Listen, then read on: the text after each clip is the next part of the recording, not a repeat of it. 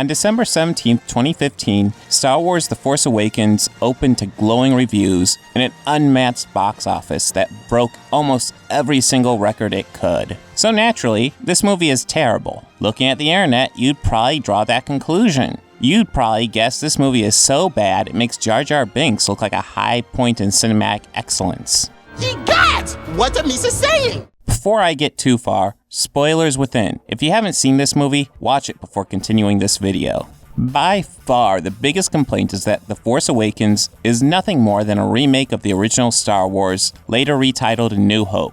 And it's hard to counter this argument. A droid with secret information is on a desert planet. The droid is found by a local in their early 20s who ends up being force sensitive and the hero of the whole damn movie. The droid's owner is captured by the big bads of the movie and rescued by a guy in stormtrooper gear. The heroes meet a wise mentor character who dies while they watch, helpless to save him. A dark-clad villain seen throughout the film will torture the droid's original owner. This man in black will work with another officer and report to his superior through a hologram. The big bads also have a giant sphere-shaped base that destroys a major plant for the good guys. The base is destroyed by an unrealistically skilled pilot with the help of a ground crew led by Han Solo, who must shut down the shield for the base. It's just a New Hope with a fresh coat of paint, and some Empire Strikes Back and Return of the Jedi thrown in for good measure. But let's again take a moment to look over the similarities between A New Hope and The Force Awakens. First, we see our hero in an ordinary world. The hero isn't happy here and they want a different life for themselves.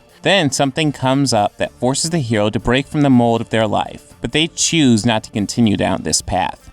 Alderaan? I'm not going to Alderaan. I've got to get home. It's late. I'm in port as it is. I need your help, Luke. She needs your help. I'm getting too old for this sort of thing.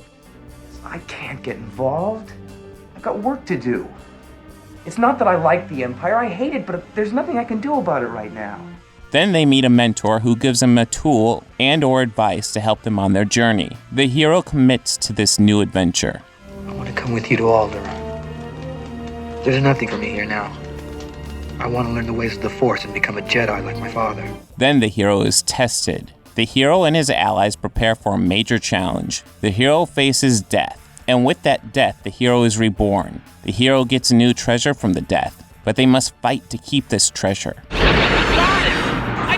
Right, kid, don't get penisy! The hero is severely tested by another moment of death. This moment purifies the hero. The hero then returns successful with some part of the treasure that has the promise of changing the world like it did the hero. You probably again see how A New Hope and The Force Awakens are similar, but I wasn't describing A New Hope. I was actually describing Joseph Campbell's 1949 hero's journey from his novel The Hero with a Thousand Faces, a formula that George Lucas followed rigidly, while also borrowing from old sci-fi serials that he grew up with. I just feel it's important to remember that while A New Hope may be more original than The Force Awakens, it wasn't a completely original creation in and of itself. It was taken from other sources, it was the storytelling that elevated it, and it's the storytelling that again elevates The Force Awakens as well. Fact is, Disney spent $4 billion buying Lucasfilm and decided to build a cinematic universe around Star Wars. Is anyone shocked knowing this information that they played it safe with The Force Awakens? It only made sense to go back to the beginning. For right now, I'm cool with this remake of A New Hope to start this new franchise in the right direction. It, in many ways, was done better than A New Hope,